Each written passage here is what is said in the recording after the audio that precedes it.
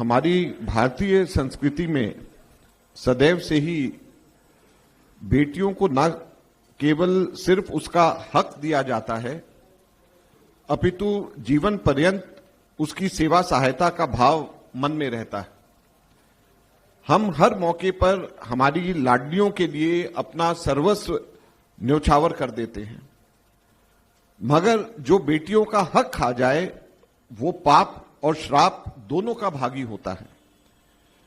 और यह बेशर्म आप मतलब आम आदमी पार्टी के पाप की गाथा की यह कहानी आज हम आपके सामने सुनाने जा रहे हैं। दिल्ली के अंदर दुर्भाग्यवश और नॉर्थ इंडिया के अंदर कई राज्यों के अंदर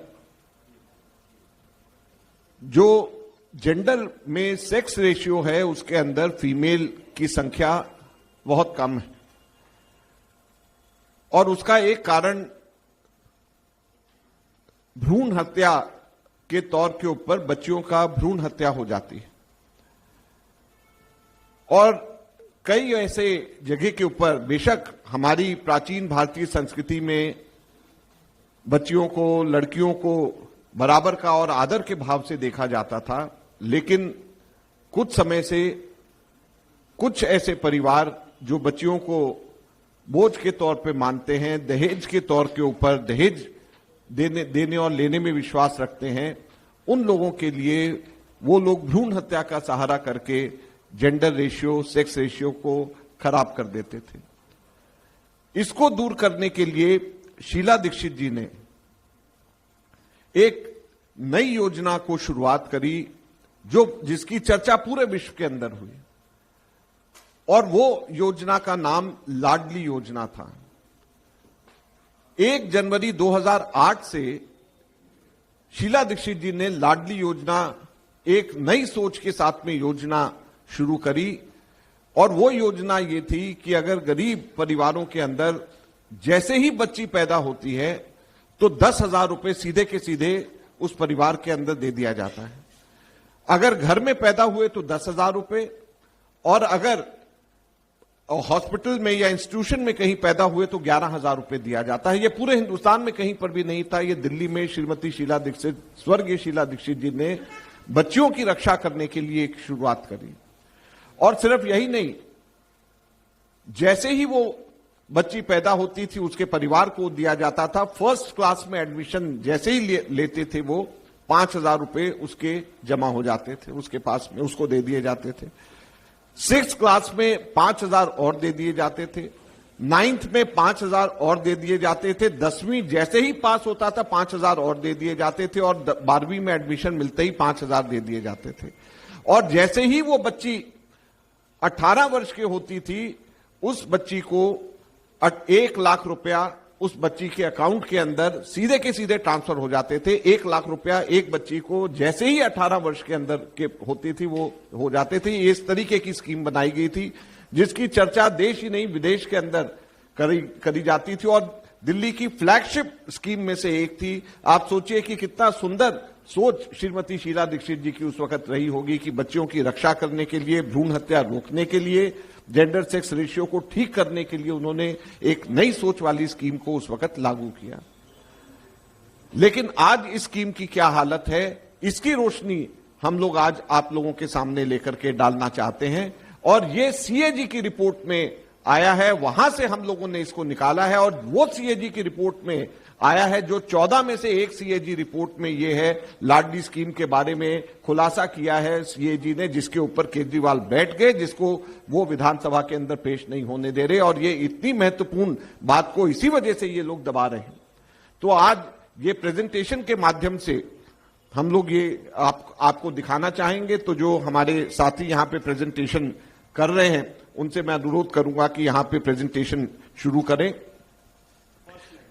ये है आपके पाप, बच्चियों के साथ अन्याय। ये देखिए, ये 2008-9 में जब शुरू हुआ था, ये है रजिस्ट्रेशन एट बर्थ। जैसे इस स्कीम के 2 हिस्से थे कि एक तो जैसे ही बच्ची पैदा हो उस वक्त रजिस्टर करके उसको पैसे दिए जाएं, और दूसरा ये था कि जो बच्चियां रजिस्ट्रेशन के टाइम के ऊपर अगर मान लीजिए उसको पैदा होने के टाइम पे रजिस्ट्रेशन नहीं करवा पाए तो जैसे ही फर्स्ट क्लास या फिफ्थ क्लास में बच्ची वो जाती है उस टाइम के ऊपर उसकी रजिस्ट्रेशन करा जा सके। तो ये रजिस्ट्रेशन एट बर्थ या बाद में रजिस्ट्रेशन दो अलग अलग इसके अंदर तरीके से करा जाता था और ये दोनों की स्लाइड्स हम दिखाएंगे। अभी इसको हम देखते हैं। ये 2008-9 में जब शुरुआत हुई तो उस वक्त 20,242 लोगों ने उसी साल रजिस्ट्रेशन कराया, जो बढ़ करके उसके बाद में 23,871 पहुंच गया। अब ये गिरते गिरते 2019 के अंदर आप देखिए ये 6,299 रह गए और 2020-21 के अंदर जो सीएजी ने कहा है ये मात्र 3,153 सिर्फ रह गया। आप देखिए कि कहां पे ये 23,000 था और कहां पर ये मात्र 3,153 रह गया है। ये बच्चियों के साथ में इन लोगों ने बच्चियों का हक छीना है। केजरीवाल सरकार ने जो स्कीम पूरी दुनिया में जिसकी चर्चा होती थी उसकी कोई पब्लिसिटी नहीं, उसके ऊपर कोई कार्रवाई नहीं, प्रशासन की निष्क्रियता इतनी है कि कहां पर जो है वो 23,000 और कहां पे 3,000, 7 गुना लगभग कम हो गया है। आप सोचिए 700% की गिरावट इसके अंदर आ गई है, जो कि शीला दीक्षित जी के समय के ऊपर पीक में था। ये आज स्थिति यहां पर इन लोगों ने कर दिया है। नेक्स्ट स्लाइड पे आप जाएं। ये अब टोटल रजिस्ट्रेशन है। ये आप देखिए जब हम लोग आखिर में 2013-14 में जब हम लोगों ने छोड़ा था उस वक्त टोटल रजिस्टर्ड जो है रजिस्ट्रेशन उस वर्ष 1,39,346 की थी। अब जो है कम होते होते ये 2020-21 के अंदर ये मात्र 43,415 रह गए हैं। उससे पहले साल में तो ये 30,880 केवल था। तो आप सोचिए कि दिल्ली के अंदर पॉपुलेशन बढ़ रही है, दिल्ली के अंदर तादाद लोगों की बढ़ रही है, तो ये बढ़ना चाहिए बच्चियों की रजिस्ट्रेशन हर साल, लेकिन ये बढ़ने की जगह जो है ये इसके अंदर रजिस्ट्रेशन एट बर्थ में तो 7 गुना कम हुआ है, इसमें 3 गुना कम टोटल रजिस्ट्रेशन के अंदर लगभग हुआ है। तो ये लाडली स्कीम जो कि बच्चियों का हक जो हमारे दिल्ली के अंदर मिलना चाहिए उसका हक ये इस तरीके से छीन रहे हैं। तो ये कैसी सरकार है, कैसी पार्टी है जो कहती है कि हम 2100 रुपए देंगे, आगे का प्रॉमिस कर रहे हैं, लेकिन जो स्कीम अभी बच्चियों के लिए जो स्कीम है उसको इंप्लीमेंट नहीं कर रहे, उसको नहीं दे रहे। तो हम कैसे उम्मीद करेंगे कि आगे ये इस बात को के ऊपर खरे उतरेंगे जो प्रॉमिसेस इन्होंने की हैं कि 2100 रुपए हर महिला को देंगे, जबकि बच्चियों को जो पैसा देना चाहिए उस स्कीम को भी ये लोग ढंग से इंप्लीमेंट नहीं कर रहे। आगे और बहुत चौंकाने वाली बात अभी मैं बताना चाहूंगा। नेक्स्ट स्लाइड के ऊपर आप आए। ये पूरा चार्ट है, इसकी कॉपी हम आपको देंगे। सीएजी ने इसके अंदर ये पाया है कि टोटल 3,20,272 बेनिफिशियरीज हैं। ये सबसे नीचे वाले राइट साइड पे सेकंड लास्ट कॉलम में सबसे लास्ट वाले रो पे देखिए, ये टोटल बेनिफिशियरीज 3,20,272 हैं। इनके 618 करोड़ रुपया पड़ा हुआ है सरकार के पास में और ये इनसे डिस्ट्रीब्यूट नहीं हो पा रहा है। ये इन्होंने किसी ना किसी बहाने बच्चियों को 3,20,000 बच्चियों के पैसे सरकार के SBIL जो स्टेट बैंक की इंश्योरेंस लिमिटेड है जिसमें वो पैसा जमा हो जाता था जैसे ही बच्चा पैदा होता था। तो आप सोचिए सरकार के 3,20,000 बच्चियों के पैसे उन्होंने स्टेट बैंक के इंश्योरेंस लिमिटेड में जो कंपनी है जिसने इन बच्चों को पैसा देना है उसके अंदर पैसे जमा है 3,20,000 बच्चियों के, और उसके अंदर जो है वो पैसे उनको नहीं दिए जा रहे। जो सीएजी ने कहा है कि उन्होंने इस चीज को एनालाइज किया कि दिसंबर 2022 में 8,84,000 बेनिफिशियरीज हैं टोटल। उस 8,84,000 एक्टिव बेनिफिशियरीज में से 3,20,000 बेनिफिशियरीज को पैसा नहीं दिया जा रहा, वो लोगों का टाइम खत्म हो गया और 618 करोड़ रुपए पड़े हैं। इसमें जो सबसे ऊपर वाला आप रो देखिए, हैरानी की बात यह है कि इसमें बेनिफिशियरीज जो हैं कौन कौन से हैं। ऐसे बेनिफिशियरीज हैं जो 18 से 20 साल के हैं, ऐसे बेनिफिशियरीज हैं जो 21 से 25 हैं, और लास्ट कॉलम है उसका जो 26 साल से भी ऊपर के बेनिफिशियरीज हैं। 18 साल की उम्र के बाद में पैसा मिल जाना चाहिए बच्चियों को, लेकिन 26 से भी ऊपर साल के बच्चियां हैं जिनको अभी तक के पैसा नहीं मिला है, उनका पैसा पड़ा हुआ है लेकिन सरकार के द्वारा उनको दिया नहीं जा रहा है। तो ये सीएजी की जो रिपोर्ट है ये बहुत ही दिल को दहला देने वाली रिपोर्ट है, जिसके अंदर उन्होंने सीएजी ने खुद ये जांच करके ये पाया है कि 618 करोड़ रुपया जो कि हमारा लगभग 3,20,000 बच्चियों का पैसा है वो अभी तक के इन लोगों को नहीं दिया जा रहा है। एक और सीएजी ने जो पाया है वो वृद्ध नागरिकों के लिए, हमारे सीनियर सिटीजन्स के लिए उन्होंने एक बहुत ही अजीब सी चीज उन्होंने देख करके सरकार का पर्दाफाश किया है, जिस वजह से ये लोग इसको पेश नहीं कर रहे हैं। हमारे दिल्ली में establishment of old age homes का एक सीनियर सिटीजन्स का establishment of old age homes of senior citizen का एक्ट श्रीमती शीला दीक्षित जी ने 2007 में हमारी सरकार ने बनाया था, और उसका जो क्लॉज 19(1) है वो ये कहता है कि दिल्ली सरकार जो है वो एस्टैब्लिश करेगी इस तरीके से ओल्ड एज होम्स की, हर डिस्ट्रिक्ट में एक एक ओल्ड एज होम होना चाहिए जिसमें कम से कम 150 सीनियर सिटीजन्स उसके अंदर जा सके। ये श्रीमती शीला दीक्षित जी के समय में 2007 में एक्ट कांग्रेस पार्टी लेकर के आई थी, जिसका नाम था establishment of old age homes of senior citizen act 2007।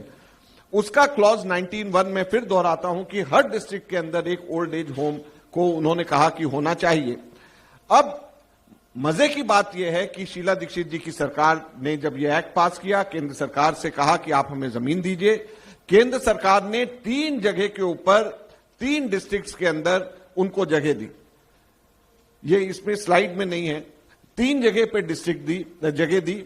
एक सरिता विहार में 780 स्क्वायर मीटर का 26 जुलाई 2013 को डीडीए ने जमीन दी डिपार्टमेंट को, और दूसरा 2 बीघा 10 बिस्वा छतरपुर के अंदर दिया गया, वहां पर ग्राम पंचायत के द्वारा दी गई डिपार्टमेंट को, और तीसरा 1009 स्क्वायर मीटर गीता कॉलोनी के अंदर डीडीए ने दी। ये तीनों के तीनों का पोजेशन ले दिया गया, और ये तीनों के तीनों मई, जून, जुलाई 2013 में दिए गए, जब दिल्ली के अंदर कांग्रेस की सरकार राष्ट्र स्तर पे थी और दिल्ली के अंदर भी कांग्रेस की सरकार शीला दीक्षित जी की थी।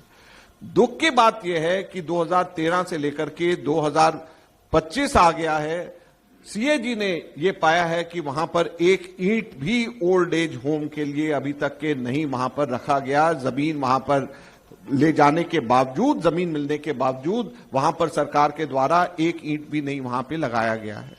तो किस तरीके की यह सरकार है, बड़ी हैरानी और दुख की बात यह है कि जब ओल्ड एज होम का एक्ट हम लोगों ने 2007 में बना करके पास करा हुआ है, जमीन केंद्र सरकार से हम लोगों ने तीन जो है खाली प्लॉट्स लेकर के वहां पर हम लोगों ने दिए हुए, तीनों के तीनों प्लॉट्स कांग्रेस के शासन काल के दौरान जब केंद्र के अंदर हमारी सरकार थी, दिल्ली में हमारी सरकार थी, लेकर के दी गई, और वहां पर एक ईंट भी ये लोग old age home senior citizens के लिए नहीं लगा पाए हैं। तो कितने शर्म की बात है कि किस प्रकार से ये सरकार अपने आप को सोशल वेलफेयर सरकार कहती है, जबकि हाथ में आई हुई जमीन भी और पैसा भी, रिसोर्सेज होने के बावजूद भी वहां पर इनकी इच्छा शक्ति नहीं है कि हम लोग ये काम कर सकें। और अगर ये बात को आप जोड़ करके देखें, जैसे मैंने उस दिन सीएजी की रिपोर्ट जो हेल्थ के बारे में कहा कि 2007 से लेकर के 2015 के बीच में 15 हॉस्पिटल्स और डिस्पेंसरीज की जगह डीडीए ने और केंद्र सरकार ने दिल्ली सरकार को दिया 15, और उसमें से भी एक भी जगह के ऊपर ये लोग काम नहीं कर पाए, जो 2007 से 2015 के बीच में जगह खाली दी गई। तो ये दुख की बात यह है कि ये केवल और केवल अपनी पब्लिसिटी करने के सरकार उस चक्कर में रहती है। लाडली योजना जो एक बहुत ही बेहतरीन योजना थी बच्चियों के लिए, उसको ये लोग किस तरीके से उन लोगों ने उसको डाउन द हिल, अगर आप ग्राफ देखें वाकई डाउन द हिल जाते हुए नजर आता है, उसको वहां तक उन्होंने पहुंचा दिया। जो बच्चियों के पैसे जो हैं 3,20,000 बच्चियों के पैसे दबा करके बैठे हुए हैं, 600 से भी ज्यादा करोड़ रुपए वो उनको इनसे नहीं दिए जा रहे हैं। यहां पे ओल्ड एज होम के लिए 3 ओल्ड एज होम की जगह डीडीए ने दी हुई है, उसका कब्जा इनके पास में है, लेकिन वहां पे ओल्ड एज होम नहीं बनाया जा रहा है इनसे, जबकि एक्ट भी शीला दीक्षित जी की सरकार बना करके चली गई वहां पे। तो ये दुख की बात यह है कि ये केवल और केवल आगे वायदे करते हैं, जो पुराने काम है उसके ऊपर इन्होंने जरा सा भी काम नहीं किया। और दिल्ली की जनता को हम आप लोगों के माध्यम से बताना चाहते हैं कि ऐसे लोगों से बच के रहना चाहिए जो लोग केवल और केवल झूठी बातें करते हैं और जो काम करना होता है उसमें कहीं पर भी काम नहीं करते। धन्यवाद।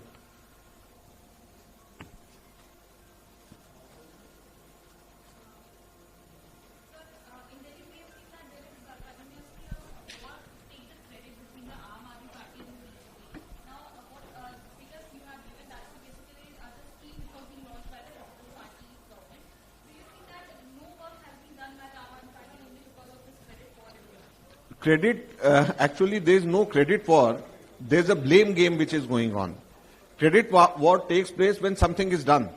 Nothing is done in Delhi. It's only the blame game which is going on in Delhi because nothing is happening. So in order to deviate the attention, divert the attention of the people from their failures, what both the parties are doing, they are fighting against each other. And it is just an eyewash because nothing is happening in Delhi. So it's not a question of credit-taking exercise. It is a blame game for not being able to do anything for the people, welfare of people of Delhi.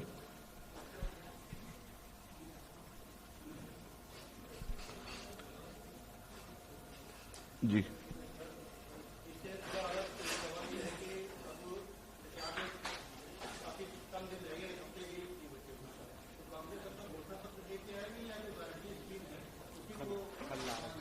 देखिए, घोषणा पत्र हम लोगों का कल आ रहा है और बहुत ही सोच समझ करके और रियलिस्टिक घोषणा पत्र हम लोगों का है। और वो घोषणा पत्र जब आएगा तो आप लोग देखेंगे कि उसमें दो चीजों के साथ में जोड़ा हुआ है। एक तो जो हम लोगों ने पहले दिल्ली में किया है और जो हमारी सरकारों ने, राज्य सरकारों में, कांग्रेस की राज्य सरकारों ने करके दिखाया है। तो हम कोई ऐसी कोई चीज नहीं बोल रहे जो कि हम लोगों ने पहले किया नहीं या जो हम लोग कर नहीं सकते, जिस तरीके से ये लोग उल्टा सीधा बोल देते हैं। हम लोग वही बोलेंगे जो हमारी राज्य सरकारों ने, कांग्रेस ने अलग जगहों पे किया है, उसी को हम यहां पे अपने घोषणा पत्र में दोहराएंगे। हम आम आदमी पार्टी की तरह जो है, पंजाब वाले अभी भी 1000 रुपए का इंतजार कर रहे हैं, दिल्ली वाले 1000 का इंतजार कर रहे हैं और यहां पे 2100 की घोषणा कर दी। हम उस तरीके का काम नहीं करने वाले।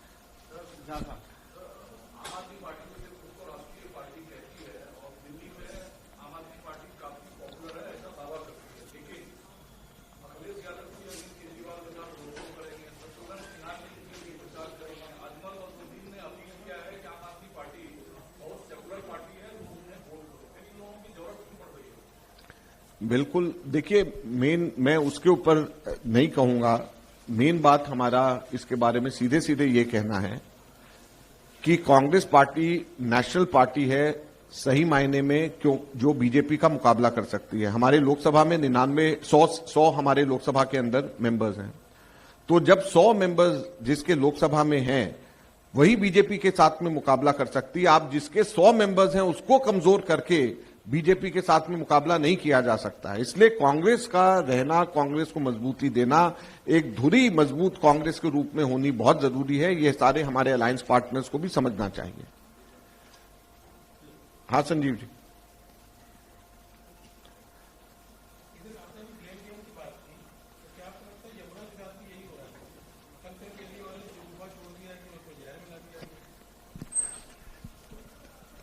देखिए, ये अटेंशन सीकर हैं और ऐसा जानबूझ करके कुछ बात करते हैं जिससे सारा ध्यान इनके ऊपर आए। लेकिन जो इन्होंने बात कही है बड़ी गंभीर बात है। अगर तो वाकई हरियाणा सरकार ने उसमें जहर मिलाया है तो उसके ऊपर कार्रवाई होनी चाहिए, FIR दर्ज होना चाहिए, क्योंकि ये बहुत ही सीरियस मैटर है और इसमें जांच होनी चाहिए। लेकिन अगर नहीं मिलाया है तो ये अफवाह जो केजरीवाल फैला रहे हैं ये भी बहुत सीरियस मैटर है। जब हमारा इंडिया पाकिस्तान का वॉर जब होता है या जब दो मुल्क आपस में जब युद्ध में जाते हैं, जब इसी तरीके की अफवाहें फैलती हैं, अगर आप लोग, हमारे तो बचपन के दिनों में हमें याद है, लोग कहते थे कि भी ये पानी में जहर पाकिस्तान ने मिला दिया या ये हो गया वो हो गया। तो ये उस समय के इस तरीके के शगुफे और इस तरीके की अफवाहें फैलाई जाती हैं। तो जब मैं कहता हूं कि केजरीवाल एंटी नेशनल है, अगर ये बात अफवाह है, अगर ये बात झूठ है, तो वाकई में केजरीवाल एंटी नेशनल है। और आज जो है, मैं समझता हूं कि हम लोगों को इसकी जांच होनी चाहिए, इसकी जांच कराई जानी चाहिए कि क्या वाकई में उसमें जहर मिलाया जा रहा है।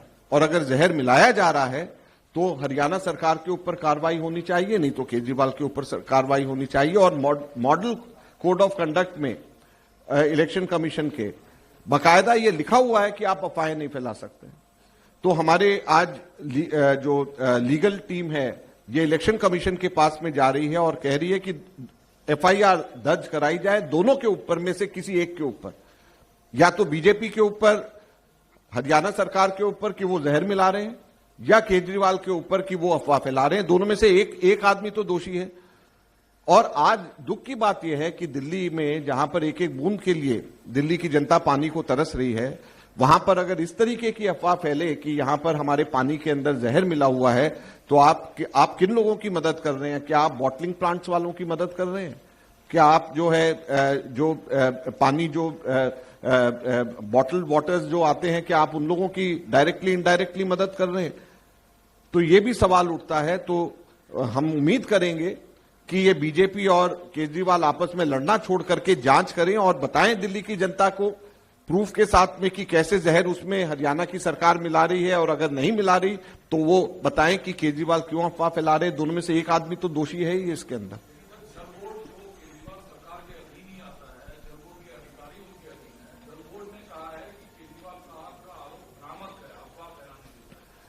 देखिए, मैं इसमें जल बोर्ड के अधिकारी क्या कह रहे हैं, मैं तो एक बड़ा सिंपल सा फ्रेमवर्क के अंदर मैंने कहा है कि दोनों में से एक तो गलत है।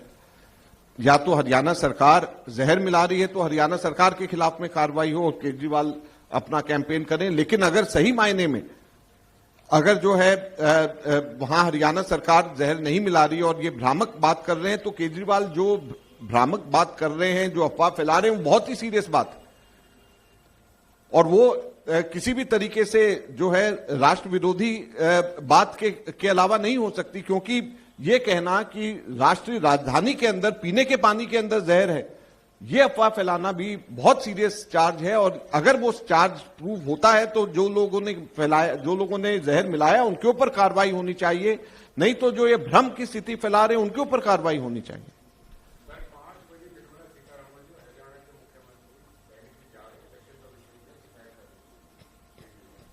हम दोनों की शिकायत कर रहे हैं। हम तो ये कह रहे हैं कि भी इलेक्शन कमीशन जांच करे कि भी क्या वो जहर मिला रहे हैं या नहीं मिला रहे, और अगर मिला रहे हैं तो उनके ऊपर कार्रवाई हो, अगर नहीं मिला रहे तो इनके ऊपर कार्रवाई हो।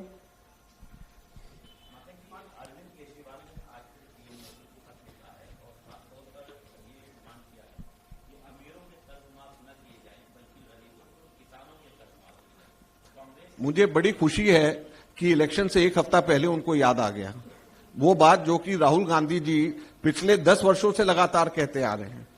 मुझे बड़ी खुशी है इस बात की कि जिन मनमोहन सिंह जी को वो पानी पी पी के गालियां दिया करते थे, उनके किसान कर्ज माफ करने की बात अब उनको याद आ गई है, जबकि चुनाव के अंदर एक हफ्ता पहले रह गया है। मुझे बड़ी खुशी है इस बात की कि दिल्ली के अंदर किसानों के बिल फ्री बिजली के नहीं करे और उनको अब किसानों की बात याद आ रही है। मुझे बड़ी खुशी है इस बात की।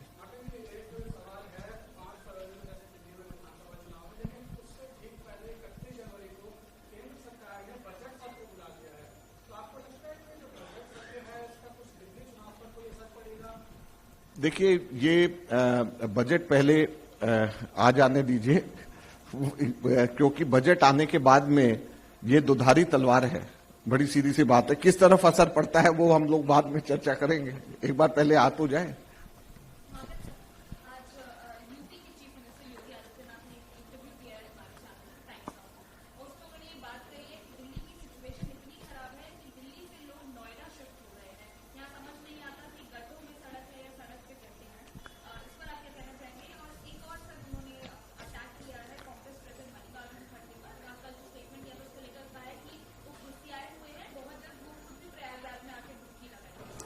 देखिए, मैं अब वो वहां से दिल्ली आकर के जो मर्जी बोले उसके ऊपर मैं नहीं कुछ कहना चाहता, सिवाय इस बात के कि उनको अपना प्रदेश और उस प्रदेश की लॉ एंड ऑर्डर कानून व्यवस्था को, दूसरी चीजों को देखना चाहिए कि लोग आज भी किस वजह से यूपी के अंदर दिल्ली के लोग जाने से डरते हैं। और उसके बदले कई लोग हरियाणा प्रेफर करते हैं क्योंकि यूपी की लॉ एंड ऑर्डर खराब है। बहुत सारी चीजें हैं, अब हम स्टेट वॉर में नहीं पढ़ना चाहते, लेकिन यूपी की स्थिति कोई बहुत अच्छी नहीं है।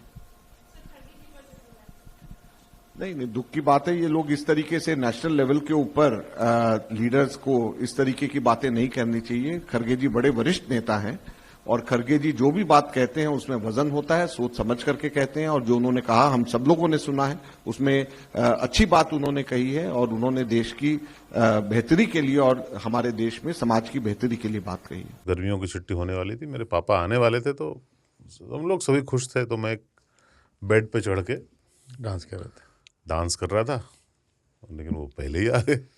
फ्रीज। तो मैं उस समय तो कंटिन्यू नहीं कर सकता था ना, तो फ्रीज फ्रेम टाइप का हो गया। कसम पैदा कर